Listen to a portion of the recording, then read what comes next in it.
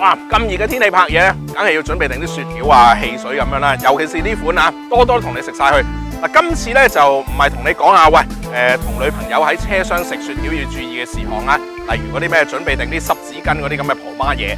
由今集開始咧，我哋會不定期介紹一啲車壇雪條啊。今次咧先講呢部雪鐵龍 C6。My boys that I found the best woman around. She's so sweet to my fantasy treat.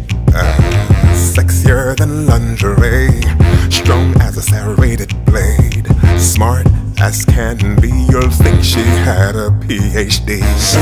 One look in her eyes and I'm mesmerized and hypnotized. She has class in the body of an hourglass. I know she's the one for me. It's her I want to please. No, I can't compare. Not a game of truth or dare. She got me going round and around. 唔知由幾時開始啊，一啲少人買、相對地冷門嘅汽車咧，喺二手車從業員同埋一啲二手車買家嘅口中咧，被稱為雪條啊。咁啊，照計雪條咁好食，應該好受歡迎先係啊，點會冇二手承接力咧？咁原來嘅意思咧就係話凍冰冰啊，擺埋一邊冇人睺。但係百貨有百客啊，你上互聯網咧會睇到一啲咧所謂雪條車討論區，又或者咧係 Facebook 群組啊。咁呢啲群組同埋討論區咧，間中咧都會有一啲咧車型好獨特啊，好有性格嘅正嘢嘅嚇。例如咧，好似呢一部咧雪鐵龍 C6 咁。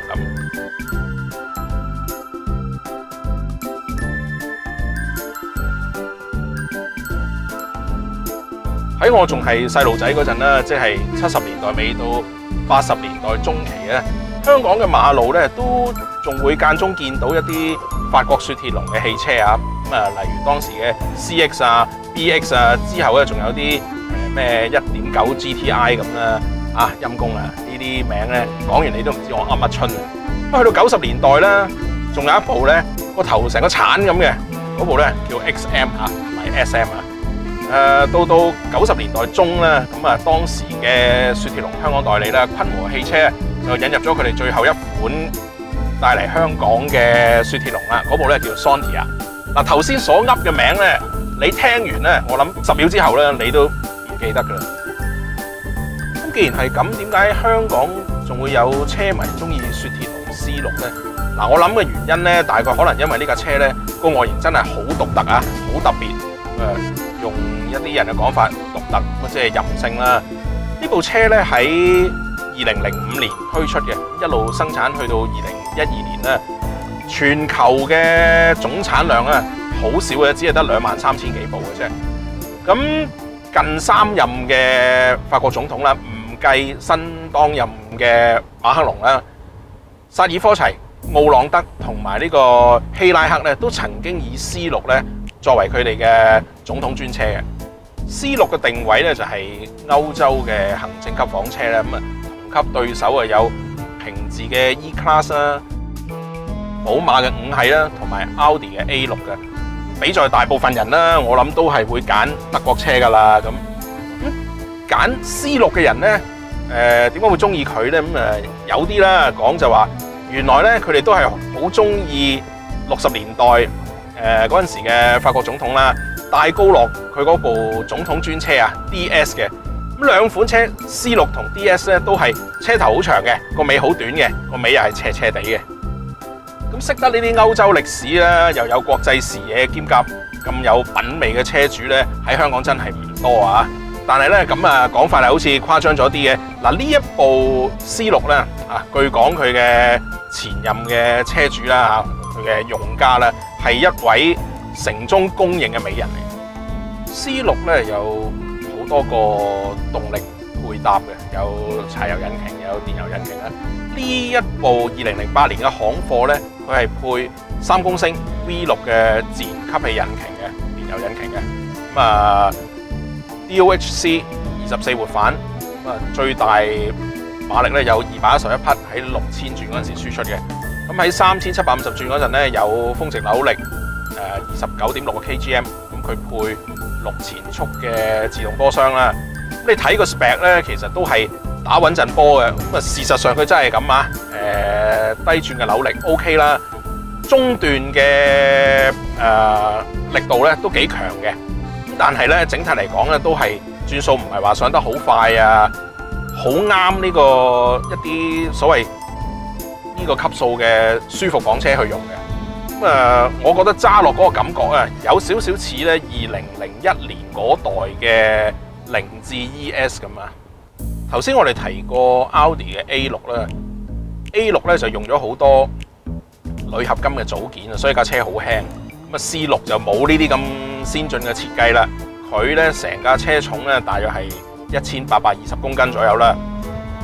0至100公里咧差唔多要接近10秒嘅。咁啊極速咧只係得230公里嘅啫。咁你可能好想知道佢喺紐布靈跑一圈要幾耐時間啦？唔緊要啊，等我遲啲咧去法國咧。揾一部咧揸上去德國啊，走一圈，跟住再話俾你聽。C6 屬於前驅車咧，佢嘅引擎咧就橫置擺喺車頭嘅，前後懸掛咧都係多連杆嘅佈局。咁啊冇乜特別嘅，但係較為有啲噱頭啊，有啲嘢講下嘅咧，就係佢配一個液壓嘅懸掛系統嘅。咁呢種技術咧，雪鐵龍早喺50年代咧已經應用噶啦。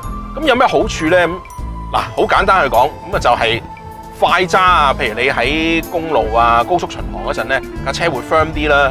行一啲舊啲嘅路、爛啲嘅路或者山路咧，又唔會話咁跳嘅，啊好舒服嘅，好似而家咁樣，就好似坐飛氈咁樣。咁呢種技術咧，去到80年代中咧，有咗一啲新突破啊！當時咧，雪鐵龍咧將好多嘅電子儀器啊放入去。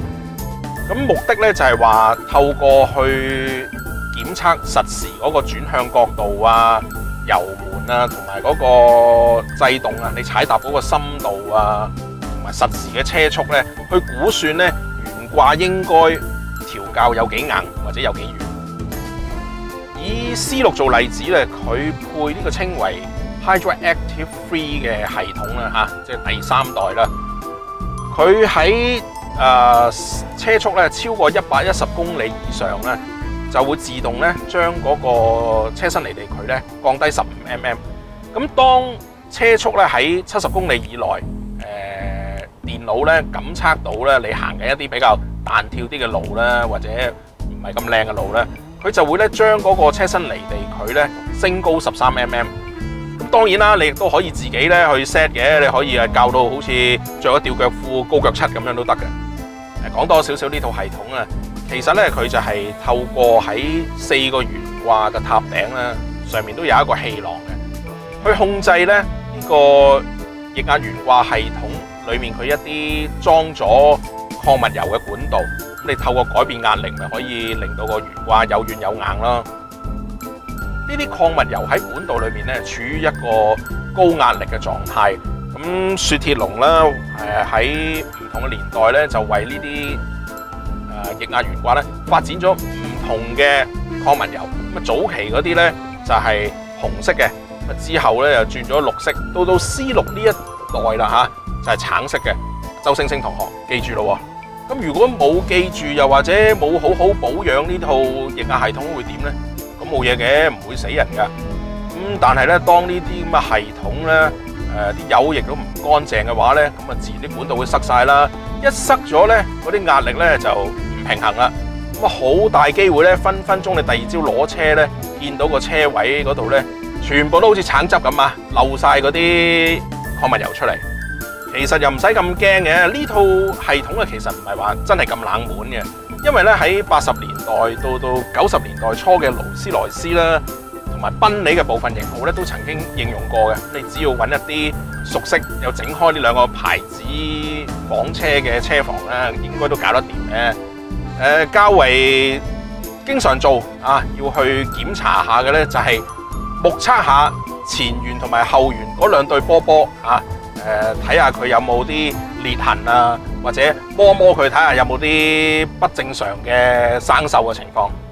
好多男性車迷咧就係中意埋呢啲咁嘅，以為好獨特啊，好似液壓懸掛呢啲技術啊，佢哋咧有陣時覺得喂真係匿埋喺被竇，覺得自己呢啲嘢好正啊咁樣。咁啊，但係咧現任嘅雪鐵龍 CEO 啊 Linda Jackson， 佢係一位咧出身自英國汽車業嘅女士咧。年幾之前咧，佢就同歐洲嘅傳媒講過，佢話將來嘅雪鐵龍汽車啊，包括佢哋計劃中一啲大房車咧，唔會再應用呢啲咁嘅液壓懸掛，因為咧有氣囊、有液壓管道、有好多 click clack 嘅嘢咧，其實係好複雜嘅。換言之咧 ，C6咧就係最後一部咧配備呢種好似坐飛氈感覺嘅法國車啦。